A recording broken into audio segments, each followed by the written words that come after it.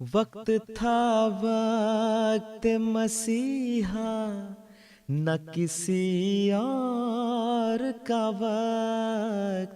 وقت تھا وقت مسیحا، نہ کسی اور کا وقت. میں نہ آتا تو کوئی اور ہی آیا ہوتا، میں نہ آتا تو کوئی اور ہی آیا ہوتا.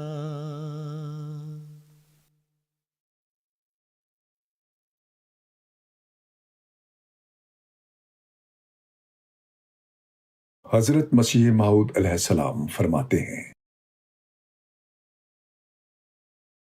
مجھے بتلایا گیا ہے کہ تمام دینوں میں سے دین اسلام ہی سچا ہے.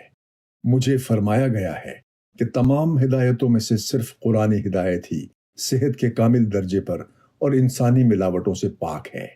مجھے سمجھایا گیا ہے کہ تمام رسولوں میں سے کامل تعلیم دینے والا اور اعلیٰ درجے کی پاک اور پرحکمت تعلیم دینے والا اور انسانی کمالات کا اپنی زندگی کے ذریعے سے اعلیٰ نمونہ دکھلانے والا صرف حضرت سیدنا و مولانا محمد مصطفیٰ صلی اللہ علیہ وسلم ہیں. اور مجھے خدا کی پاک اور مطہر وحی سے اطلاع دی گئی ہے کہ میں اس کی طرف سے مسیح موعود اور مہدی موعود اور اندرونی اور بیرونی اختلافات کا حکم ہوں.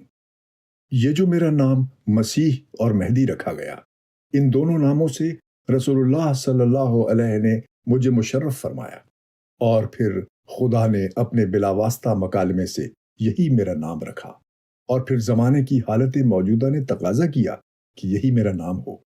غرض میرے ان ناموں پر یہ تین گواہ ہیں. میرا خدا جو آسمان اور زمین کا مالک ہے، میں اس کو گواہ رکھ کر کہتا ہوں کہ میں اس کی طرف سے ہوں، اور وہ اپنے نشانوں سے میری گواہی دیتا ہے. اگر آسمانی نشانوں میں کوئی میرا مقابلہ کر سکے تو میں جھوٹا ہوں. اگر دعاؤں کے قبول ہونے میں کوئی میرے برابر اتر سکے تو میں جھوٹا ہوں. اگر قرآن کے نکات اور معارف بیان کرنے میں کوئی میرا ہم پلہ ٹھہر سکے تو میں جھوٹا ہوں.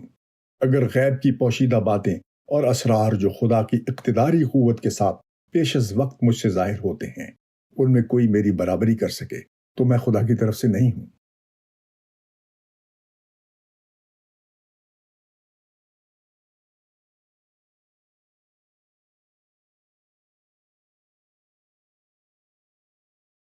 حضرت خلیفۃ المسیح الخامس اید اللہ تعالی بنصر العزیز فرماتے ہیں،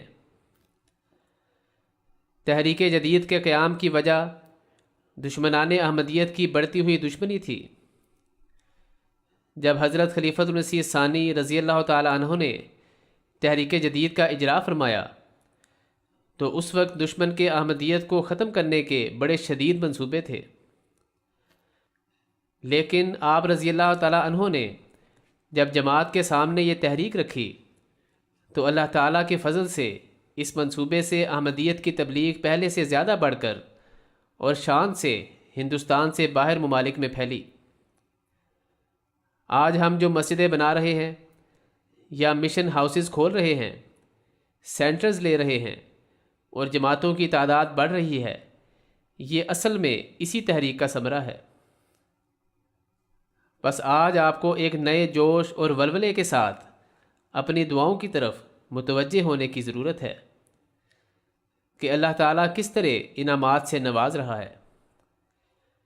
ایک جوش کے ساتھ تبلیغ کرنے کی ضرورت ہے، ایک جوش کے ساتھ مالی قربانی کی ضرورت ہے، اور یہی حقیقی شکرانہ ہے اور یہی دشمنوں کی کوششوں کا جواب ہے. محبت کے نغمات گائیں گے ہم، اخوت کی تانے اڑائیں گے ہم.